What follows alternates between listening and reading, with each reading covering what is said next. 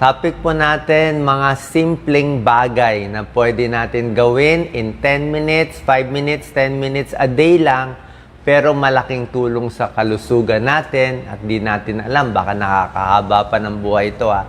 Meron tayong 15 tips na pwede mo gawin every day. Okay? Sisingit lang natin. Alam mo kasi busy tayo lahat eh. Number 1 out of 15 within 5 minutes. Siyempre, pwede maglakad-lakad, pwede mag-jogging, 'di ba? At least pwede ka mag-wall push-up o mag-jumping jack o konting squat, linis ng bahay, linis ng banyo, parang exercise na rin 'yan. At least meron kang konting exercise para gumalaw-galaw ang circulation natin. Number 2, pwede rin brisk walking.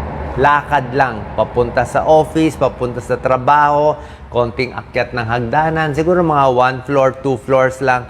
Pero at least kung mabilis ang lakad mo for 5 minutes, wag lang lagi nakaupo, ikot-ikot ka muna, 'di ba? Kahit malayo yung dinadanan mo, at least for exercise naman 'yun eh. Para pag upo mo sa silya mo, medyo hingal ka, medyo pagod ka, medyo bumilis ang heart rate mo, malaking bagay 'yon. So, quick exercise routine, brisk walking, pwede yan. Number 3, syempre, throughout the day, dapat tama yung mindset natin. Baka medyo bad mood, medyo depressed ka, malungkot ka. So, dapat merong mindfulness meditation. Pwede kang makinig ng music, pikit muna mata, relax muna, kalma lang muna para mabawasan yung stress. Within 2 to 5 minutes, maka-refocus ka, maging positive lang, mas maganda. Number 4, pag medyo bad mood ka, may tinatawag na gratitude journaling. Pwede ka sumulat ng magandang bagay para at least maging positive yung outlook mo. Ano ba blessing sa araw na to? Para at least kumalma lang yung utak natin na inis sa araw na yun. Kasi pag inis ka sa umaga, inis ka na buong araw eh. Diba? Pero pag na-refocus mo, naging masaya ka, inisip mo yung mga positive na nangyari, mas gaganda na yung outlook mo buong araw. So, within 2 to 5 minutes, maayos mo na yan. Number 5, 2 minutes lang, uminom ng maraming tubig, di ba? Paggising sa umaga, 1, 2 basong tubig, o baka mamaya tanghali na, ang tagal-tagal na, hindi ka pa uminom ng tubig, hindi mo pa naaabot yung 8 to 10 glasses of fluid or water in a day, habulin mo. Okay? Hydration just takes 2 minutes, maganda sa katawan, digestion, pag-ihi, sa kidneys, buong katawan, napakaganda ng tubig. Number 6, within 5 minutes, pwede ka mag-snack, di ba? Kung nagugutom ka, pwede mag-snack ng prutas o gulay, di ba? Pwedeng orange, banana, mansanas, di ba? Or pag healthy breakfast na kinain mo within 5 minutes. So, meron ka ng healthy breakfast break. Number 7, mabilisan lang, pwedeng skincare routine, di ba? Within 3 to 5 minutes, pwede kang maglagay ng moisturizer, pwede kang maghilamos. Siyempre, pag tumatanda, mas kumukulubot, mas nagdadry yung mukha natin, kumukulubot kung saan-saan parte ng katawan. Actually, after this 15 tips, magbibigay rin ako ng senyales, ng 10 senyales na nagkakaedad tayo at anong magagawa natin. Kaya binigay ko muna tong healthy tips. So, number 7 is skincare routine. Huwag kakalimutan.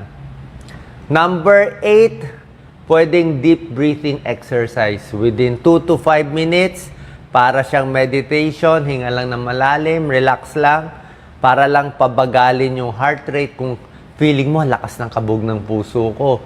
O feeling mo, tumataas yung blood pressure ko, nainis ako, na high blood ako eh, nagalit ako sa coworker ko eh. So, para bumaba ang blood pressure, para bumaba yung heart rate, deep breathing exercise. Hinga ng malalim, sa ilong gagamitin, mga 5 to 6 seconds, pigil ng 4 seconds, pag exhale, mabagal, kung kaya 7 to 8 seconds.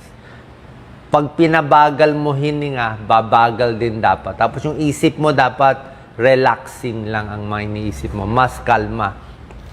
Minsan, pwede mo muna itigas yung kamay mo. Kaya no, gawin mo nga fist, kamao, tapos i-relax mo siya. Medyo tigas, tapos i-relax mo siya. Okay? Para kumalma lang. Number 9, posture check. Okay? Ano ba posture check? 1 minute lang to. Oh, tama ba posture ko? Nakakuba ata ako eh. So, dapat diretso sa likod, diretso yung katawan. Kasi pag mali ang posture, pwedeng humina yung muscle sa tiyan, pwedeng magka-varicose vein, galaw-galaw. Sabi nga nung doktor ko sa varicose veins, galaw-galaw lang. Keep moving. Galaw-galaw para hindi pumanaw, gumanda yung circulation sa paa. So, posture check na tama yung leeg natin at yung likod natin. At pwede rin mag-stretch konti within 2 to 3 minutes. Number 10, 5 minutes lang to. Pwedeng tumingin kayo sa labas. Kung may mga puno, may mga halaman, may magandang scenery. Pwede rin paaraw konti. Mga 5 minutes lang. Morning sun, afternoon sun. Pwedeng paaraw, makinig lang, tingnan lang yung ganda ng nature, lalo na kung nasa probinsya kayo. Kung wala kayong magandang scenery, sabi nga, kumuha na lang ng isang photograph or painting or tumingin na lang sa magandang picture, pwede na rin yan. So, number 11, connect with the loved one. Pwede ka tumawag sa anak, magulang, kapatid, close friend, 5 minutes, imbis na mag-scroll ng mga reels nang wala namang kabagay-bagay, nililibang lang yung utak. At least meron kang social connection. Nakipag-connect ka sa ibang kaibigan, makipag-chat, 3 to 5 minutes, meron kang emotional connection, emotional well-being. Number 12, pwedeng manood o makinig sa educational content para at least gumana yung utak natin. Maraming self-help books, maraming podcast yung tinuturuan ka paano maging mas maayos, maging maganda yung outlook sa buhay, maging matagumpay. So, learning para gumana yung utak and personal growth. Number 13, bago matulog, dapat digital detox. Diba? Stop muna sa puro social media, stretch break, lakad-lakad, pahinga na to bago matulog, di ba? Number 14, pwede mo enjoy ang hobby mo. Kung ano ba yung kinakalikot mo, kinukutkot mo, mga baka laruan o games. 5 minutes, 10 minutes, relax lang. Kung ano yung nagpapasaya sa'yo, okay lang yon. And number 15, syempre, within 2 to 5 minutes, pwede magdasal at bilangin natin yung mga blessings natin for the day. So, nakita nyo to, 15 simple tips lang Within 5 to 10 minutes, basta araw-araw mo ginagawa, sinusunod-sunod mo, malaki siyang tulong. Okay? Pero, syempre, tuturo ko rin sa inyo, ano yung mga senyales na nagkakaedad tayo. Pinakita ko muna yung pangontra kung paano gagawin. Tignan natin 10 signs na pwede nagkakaedad na tayo at anong gagawin natin. Number 1, mas pagod na tayo pag nagkakaedad. Hindi natin napapansin yan. Edad 30, 50, 60, parang mas pagod, mas antok, mas maiksi na yung time na kaya natin magtrabaho. Kaya nga tinuro ko sa inyo lahat, diba? Relaxation, hydration, healthy foods, avoid stress at exercise. Yung simpleng paraan para malabanan tong pagiging pagod.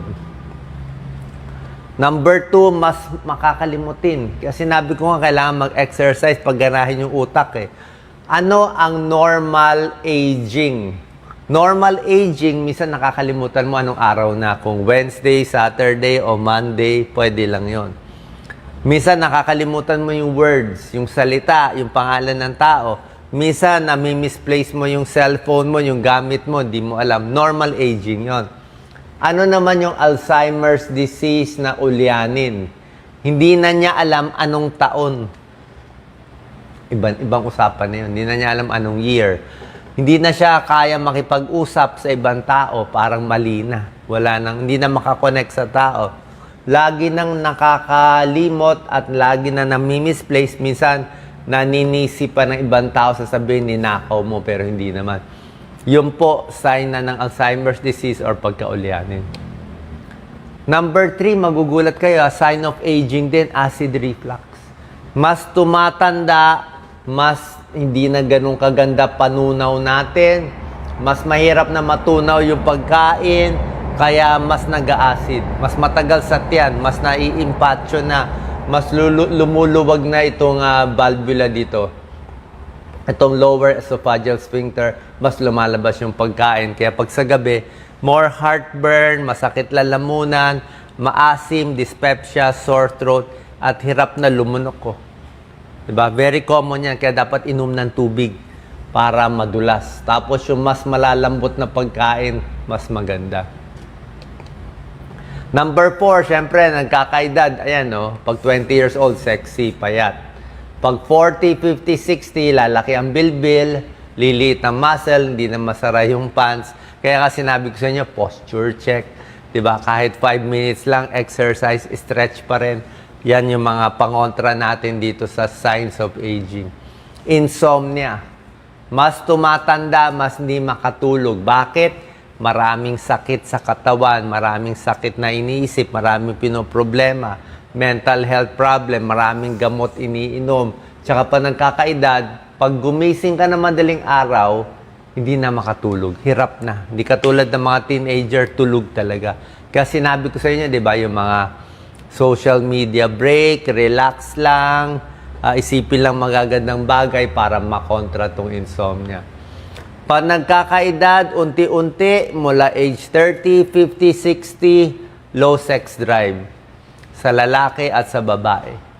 Okay? So, dahil sa menopause, nagbabago yung hormones, nagbabago yung katawan, maraming stress, mas masakit na likod, mas mahirap na.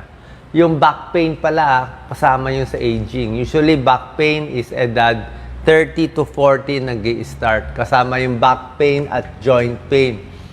Neck pain, mga bata ngayon, 20s to 30s, neck pain. Osteoarthritis, rheumatoid arthritis, spondylosis, kakagamit ng cellphone, lagi na forward head, kaya lagi yung sumasakit dito. Kaya ang quick fix nga, 2 daliri, pupush mo ganito. Kaya nga posture check eh. Maganda yung posture check eh.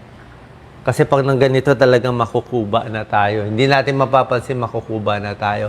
Joint pain, kasi nga mas tumataba, mas humihina.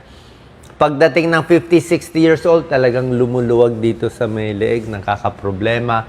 Sumisikip yung muscle, masakit ang paa, masakit ang likod, masakit ang shoulder, mahirap na maghilom. Pag na-injure ka, minsan 1 buwan, 2 buwan, 6 na buwan, ayaw pag gumaling. Diba? Kaya nga dapat mas mag-iingat. Dapat naka-rubber shoe, stable pa nagkakaedad. Living with osteoarthritis, halos lahat magkaka-arthritis, edad 45 pataas. Eye problem, siyempre mas malabo ang mata, mas tumatanda, mas mabilis masilaw, mas mabilis na mabangga kasi hindi na natin makita yung distance, pati pandinig mahina. Mas may high blood, mas may diabetes, mas nasisira yung mata. At dahil dito, hihina ang balance. Okay? Kasi kailangan natin yung mata for balance eh. So, mas hihina ang mata. Yung tenga natin, kailangan din natin para hindi mahilo, mag-vertigo. Okay? Mahina rin yung tenga. Mas nahihilo, mahina balance. Mas maliit ang muscle pa nagkakaedad. Mas bumibigat kaya tuloy-tuloy na delikado. Pwedeng mahulog, fall. Yan, no? Falling is not part of normal aging. Yan ang pinakadelikado sa lahat. Yung biglang bagsak. Kaya yung bahay po ninyo, ayusin nyo na maging very safe. Sa gabi, bumili na ako ng ilaw eh. Meron kaming ilaw na sinasaksak sa saksakan lang. May konting ilaw sa gabi kasi nga mas malabo na yung mata eh. Pag bata ka, kahit walang ilaw, okay lang. Mag-tumbling ka, okay. Kaya lang, pag may edad ka na, pag walang ilaw, pag tayo mo sa madaling araw, iihi ka, yan din. Sign of aging, ihi ng ihi. Eh, mas off-balance ka, baka bumagsak. Very common yan. Bumagsak, mahilo, tumaas yung BP, bumaba yung blood pressure, delikado. Oras na maaksidente na, baldado na, baka bedridden na. Diba? Baka ma-wheelchair na. Dahil lang nahulog. Number 10, syempre, nag-iiba yung balat, mas kumakapal, maraming linya dito, sa mata, sa forehead, sa leeg. Common yan. Kaya nga tinuro ko sa inyo, di ba, moisturizer, ingat. Tsaka sa buhok na nababawasan, nalalagas. Bawat ligo, mas marami na nalalagas. Kaya nga pwede bawasan ng ligo. Pwede rin yun. Okay? So, stay active, eat healthy, keep learning para gumana yung utak at yung mga check-up at yung mga videos natin para makaiwas sa sakit. Yung simpleng 10 minutes a day, pwedeng humaba ang buhay. Salamat po.